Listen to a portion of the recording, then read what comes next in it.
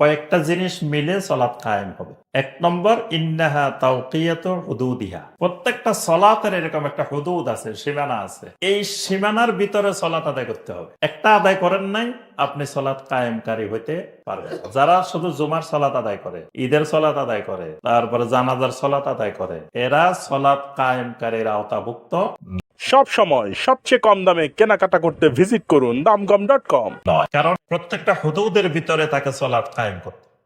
কোন আহলুল এলেম বলছেন 5 ওয়াক্ত সলাৎ মিলে একটা সলাৎ। যেমন বাইতুল্লাহর তাওয়াফ 7 চক্কর করলে কয় তাওয়াফ হয়? এক তাওয়াফ। 7টার মধ্যে যদি 6টা করেন, কোনো তাওয়াফে হয়নি, কমপ্লিট হয়নি। তার অর্থ আপনি কোনো সাওয়াবে পাবেন না, তাওয়াফে হয়নি। সাফা মারওয়ার সাই 7 বার করলে এক সাই হয়। তো এই 24 ঘন্টার মধ্যে আল্লাহ রাব্বুল আলামিন সালাত ফরজ করছেন 5 বার, 5টা হুদুদ। এই 5টা হুদুদ মিলে একটা সালাত। এজন্য কোনো ব্যক্তি যদি 5টা আদায় করে, 5 বার আদায় করে, তাহলে সে একটা পূর্ণাঙ্গ সালাত আদায় করছে। এর মধ্যে যদি একটা না করে, তাহলে সে 0 পাবে, 1 নম্বরও পাবে না। বাকি 4টা যে করছে, এই 4টাই কিছুই পাবে না। সহিহ সব সময় সবচেয়ে কম দামে কেনাকাটা করতে ভিজিট করুন দামকম.com। বুখারীর একটা হাদিস, নবী সাল্লাল্লাহু আলাইহি ওয়াসাল্লাম বলেন, মান তারাকা সালাতাল আসরে ফাকাদ হাবিতা আমালুহু।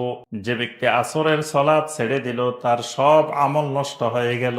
আসরের সালাত ছেড়ে দিছে, তার সব আমল বিনষ্ট হয়ে গেছে। এই হাদিসের ব্যাখ্যায় মুহাদ্দিসিনে কেরাম বলেন যে কেউ যদি আসরের নামাজ না পড়ে, তার সব আমল বরবাদ হয়ে যাবে, সব আমল নষ্ট হয়ে যাবে। তাহলে কেউ জুমার নামাজ পড়ছে, আজকে ধরেন জুমার নামাজ পড়ছে কিন্তু আসরের নামাজ পড়েনি, তো জুমা যদি কিছু পায়, আসরের সময় সেটা ডিলেট হয়ে গেছে, তার আমল নামায় আর কিছুই নেই। এইভাবে প্রতিদিন যখন আসরের নামাজ ছেড়ে দেয়, আসরের সালাত ছেড়ে দেয়, তখন তার আমল নামায় যা ছিল সব মাইনাস হয়ে যায়, সব মুছে যায়, সব মুছে যায়। পরবর্তীতে তার আমল নামায় আর কিছুই থাকবে না। তাহলে সালাত কায়েম করতে হলে তাওকিয়াতু হুদুদিহা, ওই সীমানার ভিতরে যখনই সীমানা আসবে তখনই সালাত আদায় করতে হবে।